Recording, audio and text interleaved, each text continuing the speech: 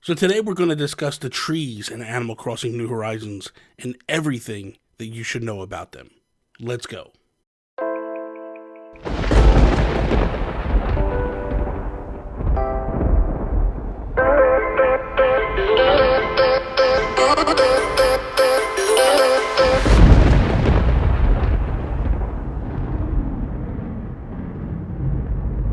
So what is up, everybody? Bobby here, the Nintendo Guru, and today we're going to talk about trees and everything you really need to know about them and how to work around them and do the things that need to be done with them.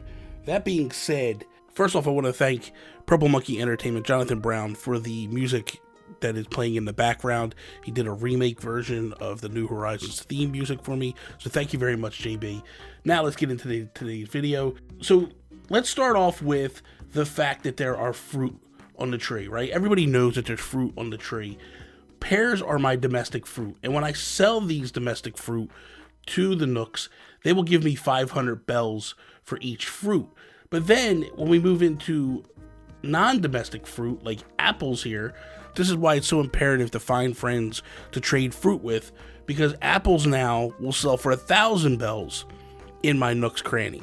So this is huge. This is something that's been a staple of the series since the very beginning.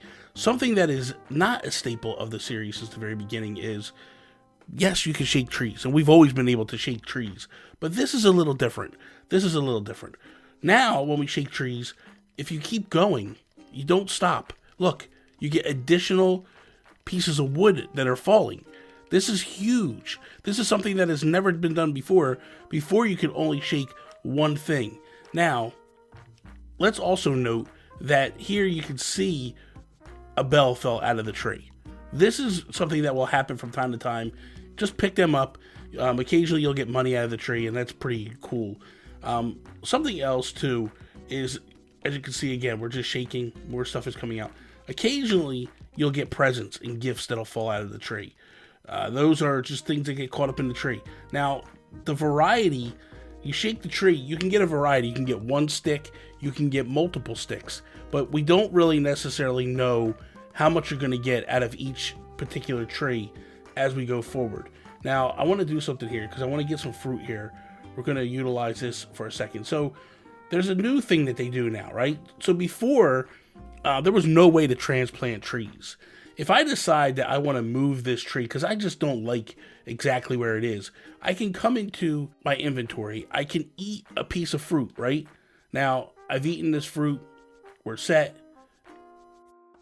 And then I go into my tools. Now, if you notice in the top left-hand corner, it shows a piece of fruit and also a 1/10. You can eat up to 10 pieces of fruit at a time, but you need to be cognizant of this. If you aren't aware that the fact that you have fruit in your system, you could break rocks. You could do some damage that you don't necessarily want to do. So now I've eaten this piece of fruit. I'm going to go in, I'm going to grab my shovel, and I am going to scoop it up. And boom, the whole tree comes right up. Now, all I have to do is dig another hole, go back in my inventory. There's my tree, the hardwood tree, and I just plant it. Boom, the whole tree is right back up where it was originally. Pretty different, pretty cool. I like this aspect a lot. The other thing that trees are very good for are the fact that you can get different items out of them in terms of wood, right? So one of the things that we have here that we've been doing is you'll be getting different types of wood, hardwood, softwood, and just regular wood. Now, there's two ways to go about this. The easy way, and probably the way that you don't necessarily want to go about things. So the first step is you could get yourself a flimsy axe or a stone axe. There are two types of axes. The flimsy axe is the weakest. The stone axe is a grade up from that, and that's typically the one that I like to use because it doesn't break as quickly. So you're going to grab the stone axe, you're going to hold it, and then we're going to come in and we're going to hit this tree, and we can hit it up to 3 times. And then we see we got hardwood and we got regular wood here, and we are good to go. And then I can move over to another tree. Now here's the difference. Now if I use my regular axe, just a hard axe, I get 3 hits, and on the 3rd hit, it'll chop the tree down, which will then be a stump similar to this tree here. I'm not going to chop this tree down. I'll hit it 2 times just to show you. There's 1, There's 2, and now I stop. I don't hit it a third time, because if you do hit it a third time, you're literally going to chop the tree down. Now, going back to the fruit, there are 5 different types of fruit that can be produced. You can get apples, cherries, oranges, pears, peaches, and then there is an additional fruit, a 6th fruit, which is coconuts. Coconuts will then spawn palm trees, which are they're a necessity. You need the palm trees because beetles will then spawn on these during the summer months, and beetles go for high dollar value. So you definitely want to have palm trees on your beaches. Kind of keep them spaced a good amount. This is probably not the best amount that I have right here, because if there's 2 beetles, I'll probably swipe this one and scare this one.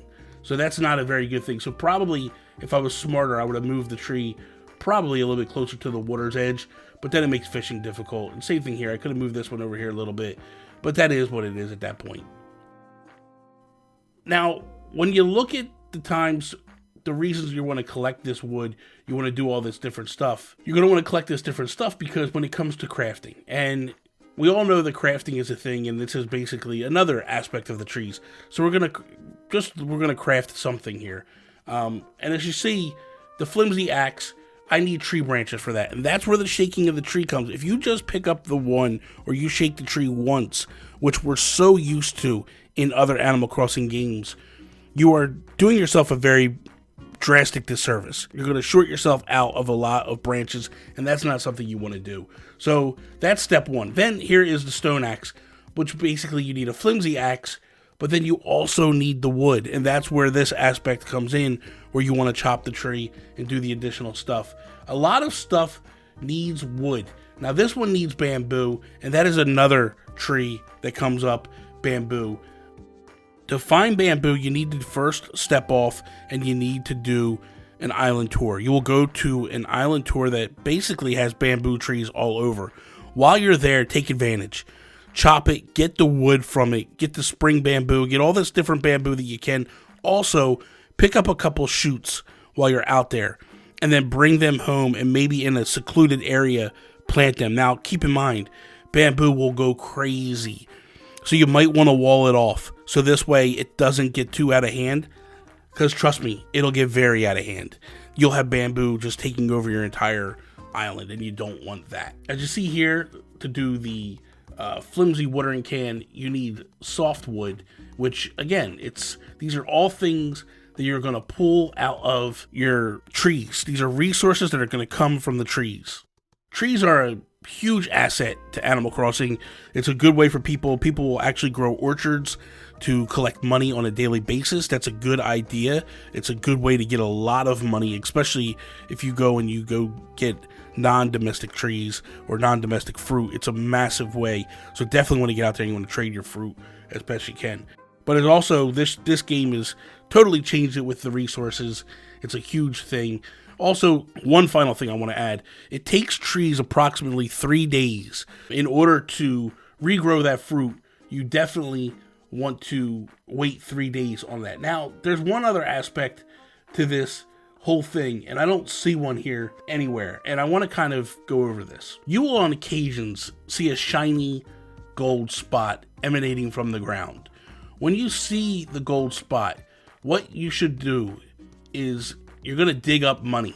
That's what is shining. There is gold bells shining from within the ground. You dig that spot up. Now you have an option. You could take the 1,000 bells and run and guarantee 1,000.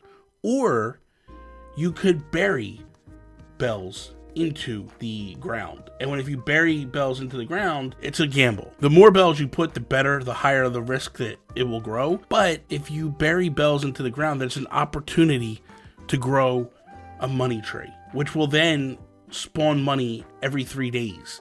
It's a good idea to do. It's a good aspect to have within the game. Now, it's a risk because if the money spot is too close to a house or too close to a river or too close to another tree, it might not grow. So you have to be aware of this when you're doing this. The final aspect that I want to talk about is wasps. We all know that wasps pop out of the tree. Now, if you're doing a situation where you're hitting the tree with an axe, you have no choice. You're kind of stuck to what's going to happen. But if I'm just shaking trees, I always make sure I have my net in my hand. If I shake my trees with my net in my hand and a wasp nest falls down, I'm quick and ready to go to swipe at the wasp nest and catch any wasps that appear. So definitely be careful of the wasps. 2 stings will make you pass out.